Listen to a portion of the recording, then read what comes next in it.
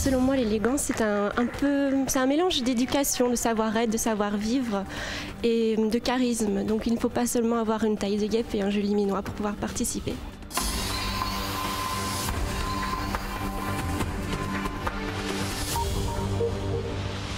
Pour la deuxième année consécutive, le Centre culturel d'Ottignies accueillera l'élection Miss Élégance et Mister Belgique francophone. Ce sera samedi soir. 12 finalistes participeront chez les filles, 11 du côté des garçons. Et vous venez d'entendre là la candidate brennoise Laura Van Lint. L'élégance ne passe pas que par le physique, c'est avant tout une attitude et une manière de s'exprimer. On vérifie ça tout de suite en compagnie de Sylvain Guillaume et Geoffrey Barras qui ont suivi pour nous ce vendredi la toute dernière répétition générale. Le casting s'est clôturé fin décembre et depuis janvier, place aux répétitions chaque dimanche de 10 à 17h. C'est que devenir Miss Élégance ou Mister Belgique francophone, ça ne s'improvise pas. C'était dur? Certaines chorégraphies, oui. Maintenant, d'autres, ça a été. Bon, voilà, je dois dire que ça s'est très bien passé parce qu'on a eu une bonne complicité, une bonne solidarité. Et donc, voilà. Samedi soir, place à la grande finale donc. Si elles étaient 14 filles à pouvoir prétendre au titre de Miss Élégance, elles ne seront plus que 12 demain. 2 candidates ont dû jeter l'éponge vu les sacrifices que le concours demande. Les qualités, elles, doivent être nombreuses pour pouvoir arriver sur la première marche du podium. Être beau et belle, tout ça, c'est pas l'élégance. C'est savoir se maintenir, savoir se tenir, savoir parler, être souriante, être disponible, pouvoir être un tout, disons. Quand vous la voyez, c'est la fille que, même si elle n'a pas un sourire, mais vous faites « Waouh, qu'elle est jolie ».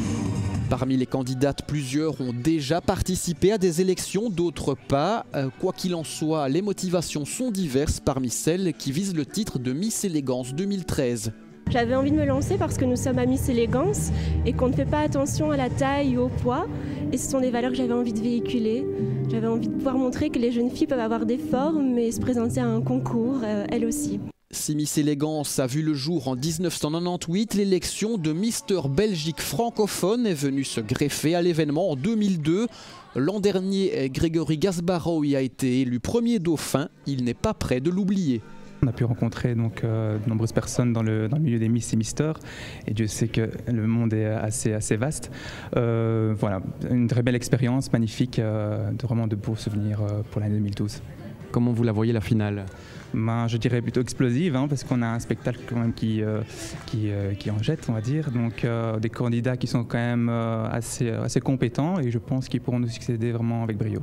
Parmi les finalistes, Antoine Milican qui se présente à une élection pour la première fois. Le Louviérois est l'un des favoris, il a en tout cas la tête bien ancrée sur les épaules. Moi je dis qu'il faut donner le meilleur de soi-même, c'est la prestance, c'est le sourire, c'est rester soi-même, c'est parler devant 600 personnes comme si on parlait devant une personne qu'on connaît, c'est se donner à fond, c'est danser, bien faire les gestes, bien tout ce qu'on a appris en fait, et le faire à 100%.